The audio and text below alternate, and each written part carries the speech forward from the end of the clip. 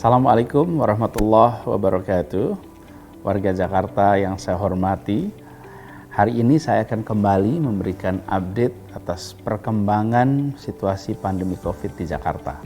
Ada 4 hal yang akan saya sampaikan pada kesempatan kali ini. Pertama, ini berita baik. Alhamdulillah, atas izin Allah, kasus aktif di Jakarta yang pernah mencapai 113.000 pada tanggal 16 Juli yang lalu, kini telah turun menjadi 19.000 kasus aktif.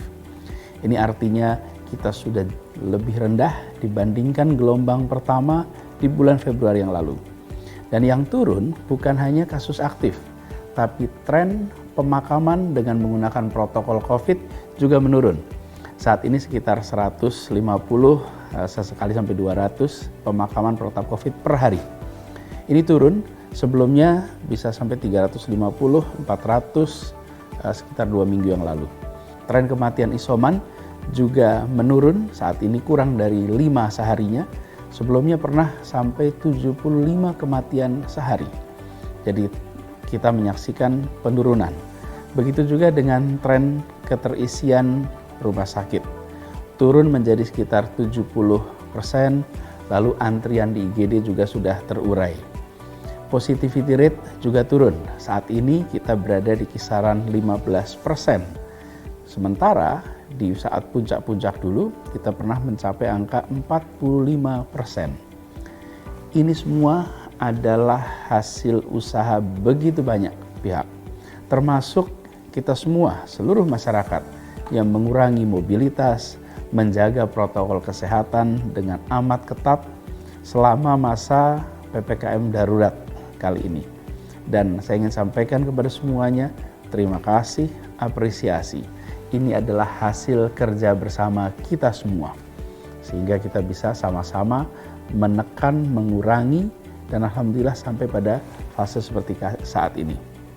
Tapi saya ingatkan juga, hati-hati, ini belum selesai. Kita belum menang. Kasus aktif walaupun sudah jauh lebih rendah daripada awal, ini masih tetap tinggi. Masih ada sekitar 3.000 kasus baru setiap hari, walaupun yang sembuh sudah jauh lebih banyak. Dan kita positivity rate-nya 15%. Kita harus mencapai fase ideal di bawah 5%. Dan tingkat keterisian kamar rumah sakit, kita harus mencapai angka aman yaitu 60%. Saat ini masih sekitar 70-an%. Dan antrian IGD memang sudah terurai, tapi ICU masih cukup padat. Karena itu, jangan kasih kendor, jangan lengah, jangan sampai momentum perbaikan ini berbalik karena kita buru-buru merasa senang, buru-buru merasa berhasil, lalu kita mulai berkegiatan bebas, terus kurangi mobilitas, terus jaga protokol kesehatan dengan ketat. Harus sampai tuntas. Itu pertama. Yang kedua, berita baik juga, alhamdulillah. Kita masih ingat bahwa pada tanggal 14 Juni yang lalu, Bapak Presiden memberikan target 7,5 juta vaksinasi dosis pertama di Jakarta yang harus tuntas di akhir bulan Agustus. Alhamdulillah hari ini, 31 Juli, kita laporkan bahwa target itu telah tercapai. 7,5 juta vaksin dosis pertama dan 2,5 juta vaksin dosis kedua telah diberikan di Jakarta. Alhamdulillah, artinya ini adalah kita lebih cepat 1 bulan dari target jadwal yang sudah ditetapkan. Saya ingin sampaikan terima kasih kepada semua yang telah mendukung kegiatan vaksinasi ini. Pemerintah pusat, khususnya Kementerian Kesehatan, kemudian Kementerian BUMN, BNPB yang sangat mendukung dalam kegiatan vaksinasi ini. Begitu juga di Jakarta, ada Polda, Kodam, Kajati, dan kami di DKI. Kami ini kompak kerjanya bersama, targetnya sama, sinergi terus, kolaborasi, dan yang terjadi adalah saling mengisi, saling menopang untuk kegiatan vaksinasi ini. Juga ini saya sampaikan apresiasi kepada pihak swasta yang ikut mendukung vaksinasi dengan mengadakan sentra-sentra vaksin, mobil vaksin keliling, juga berbagai organisasi sosial yang ikut serta di dalam gerakan vaksinasi. Ini adalah sebuah kolaborasi yang luar biasa. Juga terima kasih, apresiasi kepada para tenaga kesehatan, para petugas publik, relawan yang telah dan terus bekerja mensukseskan vaksinasi ini. Dan juga karena vaksinasi ini melibatkan warga, saya ingin sampaikan terima kasih kepada warga Jakarta yang antusias mengejar vaksinasi, mendatangi, memenuhi sentra-sentra vaksin setiap harinya, dan menjalankan ini semua dengan tertib. Dan perlu saya sampaikan sebagai catatan, dari 7,5 juta dosis pertama vaksin di Jakarta, ada sekitar 4,5 juta lebih adalah mereka ber-KTP DKI Jakarta. Lalu sisanya sekitar 3 juta adalah warga dengan KTP non-Jakarta. Yang terbanyak tentu yang dari sekitar Jakarta. Misalnya ada sekitar 1,3 juta warga ber-KTP Jawa Barat, dan ada sekitar 500.000 warga ber-KTP Banten yang juga divaksin di Jakarta. Namun memang bagian terbesar dari warga ber-KTP non-DKI Jakarta yang divaksin di Jakarta adalah petugas publik yang bekerja di sini. Mereka jumlahnya 1,6 juta orang. Jadi cukup banyak petugas publik yang bekerja di Jakarta, tapi mereka memiliki KTP luar Jakarta. Lalu sisanya adalah warga ber-KTP luar Jakarta, tapi berdomisili di Jakarta atau bekerja di Jakarta atau bersekolah di Jakarta. Atau memang tinggal di sekitar Jakarta tapi ikut vaksin di tempat ini karena kami tidak membatasi domisili penerima. Jadi ada 4, ber-KTP Jakarta, lalu bekerja di Jakarta, atau berdomisili di Jakarta, atau bersekolah belajar kuliah di Jakarta. 4 komponen ini yang kemudian selama ini mendapatkan vaksin. Nah, kita tahu bahwa herd immunity di kota yang sangat terbuka seperti Jakarta ini tidak akan tercapai bila yang divaksin hanya warga ber-KTP DKI saja. Jadi mobilitas yang tinggi, keterbukaan mengharuskan kita memvaksin siapa saja yang beraktivitas di tempat ini. Jadi kira-kira begini, selama Anda manusia, Anda sehat, tidak ada catatan larangan dari dokter, bisa vaksin di Jakarta. Jadi walaupun sudah 7,5 juta vaksin diberikan di Jakarta, tapi masih banyak warga ber-KTP DKI Jakarta yang belum vaksin. Dan kita akan terus kerja dan akan kerja cepat memastikan bahwa seluruh warga yang tinggal dan berkegiatan di Jakarta itu divaksin. Jadi walaupun target 7,5 juta itu sudah tercapai, tapi kita tidak akan berhenti di titik ini. Kita akan teruskan. Itu kedua soal vaksin. Yang ketiga masih ada hubungan dengan vaksin, karena kita telah begitu banyak melakukan vaksinasi warga yang mendapatkan dosis pertama dan dosis kedua, maka kita sudah bisa lihat data-data efek dari vaksinasi yang ada di masyarakat. Kenyataannya, vaksin amat mengurangi risiko keparahan dan risiko kematian. Dari 4,2 juta orang ber-KTP DKI Jakarta yang sudah divaksin minimal dosis pertama, hanya 2,3% yang tetap terinfeksi. Angkanya kecil sekali. Dan sebagian besar dari mereka yang terinfeksi ini, yang 2,3% itu, mereka tidak bergejala atau bergejala ringan. Dari 4,2 juta orang yang tadi sudah divaksin ber-KTP DKI, hanya 0,013% yang meninggal sesudah terpapar COVID. Atau kira-kira 13 per 100.000 penduduk. Itu yang meninggal. Kalau kita lihat dibandingkan dengan yang belum vaksin, yang sudah divaksin, itu case fatality rate-nya atau tingkat kematian kasusnya menurun sampai kurang dari 1/3 dibandingkan mereka yang belum vaksin. Artinya temuan riset medis kita tahu, dan data di Jakarta tadi sudah saya paparkan menunjukkan bahwa mereka yang sudah divaksin risikonya terbukti di lapangan jauh lebih kecil daripada mereka yang belum divaksin. Tapi jangan kita kemudian salah mengartikan. Kita tidak boleh menganggap bahwa kematian itu sekedar angka statistik.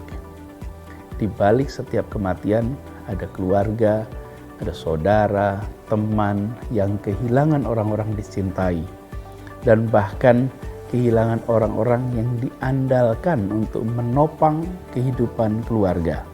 Setiap angka kematian adalah duka, dan setiap kematian juga sesungguhnya adalah takdir Allah yang tidak bisa dimajukan, tidak bisa diundurkan. Itu sesuatu yang kita yakini. Nah, datanya tapi menunjukkan bahwa yang sudah vaksin, resiko kematiannya menurun, resiko gejala beratnya menurun. Oleh karena itulah, kita harus ikhtiar. Ikhtiar untuk apa? Mengurangi resiko, meninggikan potensi keselamatan diri, keselamatan keluarga, keselamatan lingkungan kita. Dengan cara apa? Dengan cara melakukan vaksinasi. Itu pesan ketiga. Nah, keempat, ini masih juga ada kaitan dengan vaksin. Dengan melihat data-data tadi dan dengan melihat kenyataan bahwa di Jakarta kecepatan pemberian vaksin cukup tinggi dan jangkauan yang sudah tervaksin sudah sampai 7,5 juta, maka kami memutuskan vaksin menjadi bagian dari tahapan untuk kegiatan di masyarakat, baik kegiatan ekonomi, keagamaan, sosial, budaya di Jakarta. Artinya apa? Sebelum kegiatan dimulai, maka pelaku di sektor itu, pelaku kegiatannya harus vaksin dulu. Jadi, pembukaannya akan diatur bertahap. Dan tahapan itu ada kaitannya dengan vaksin. Jadi misalnya, tukang cukur mau buka, boleh. Tapi tukang cukurnya vaksin dulu. Dan yang mau cukur harus sudah vaksin. Warung, restoran mau buka, boleh. Tapi karyawannya vaksin dulu.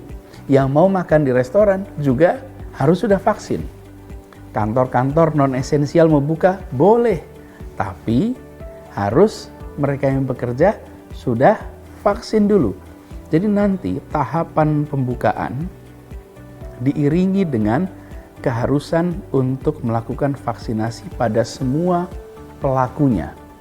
Baik yang bekerja di tempat itu maupun yang berkunjung, maupun customer dan lain-lain. Jadi bukan hanya karyawan harus vaksin, tapi juga pengunjung. Bahkan kalau kita bicara mall saat ini, mall belum buka, tapi kalau nanti mau buka, maka mau masuk mall harus sudah vaksin. Mau ke restoran harus sudah vaksin. Yang menyelenggarakan mall juga harus vaksin. Jadi, bahkan kalau nanti suatu saat tempat-tempat hiburan dibuka, taman dibuka, kegiatan-kegiatan ruang terbuka juga diizinkan, maka pada saat itu juga harus vaksin dulu. Nah, bagaimana caranya untuk bisa memeriksa?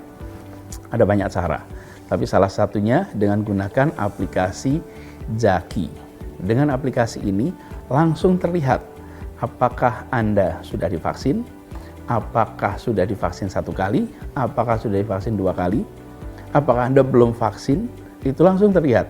Ada juga menggunakan SMS dari Peduli Lindungi sebagai bukti vaksinasi. Juga ada sertifikat digital dari Kementerian Kesehatan. Jadi banyak alat yang bisa digunakan untuk menunjukkan status vaksinasinya. Lalu mungkin ada pertanyaan begini, bagaimana dengan kita-kita yang baru sembuh dari COVID?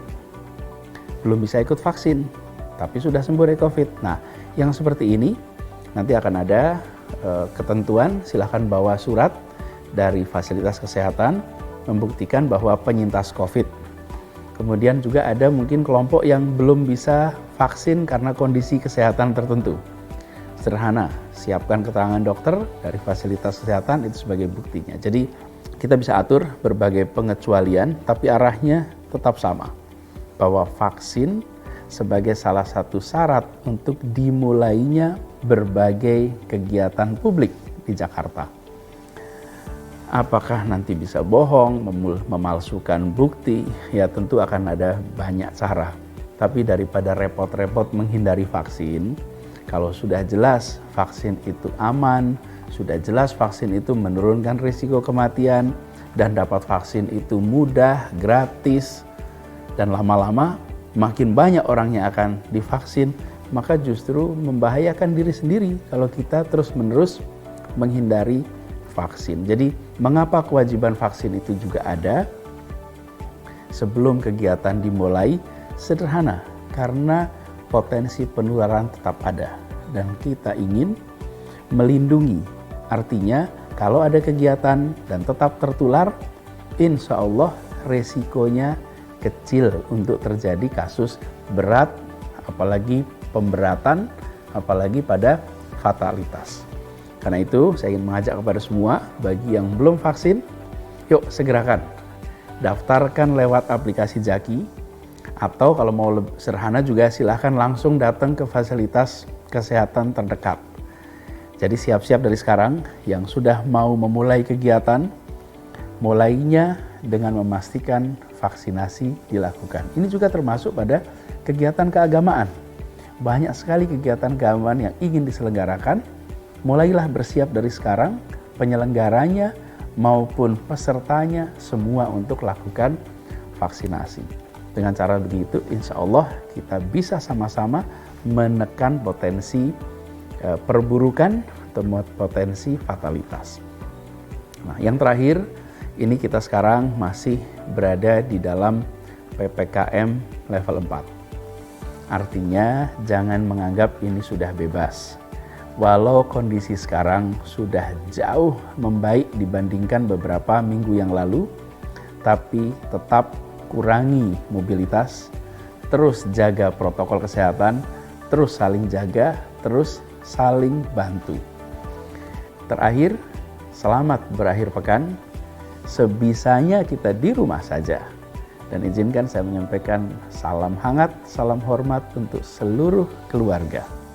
Semoga Allah Subhanahu wa Ta'ala merahmati kota Jakarta dan melindungi kita semua. Assalamualaikum warahmatullahi wabarakatuh.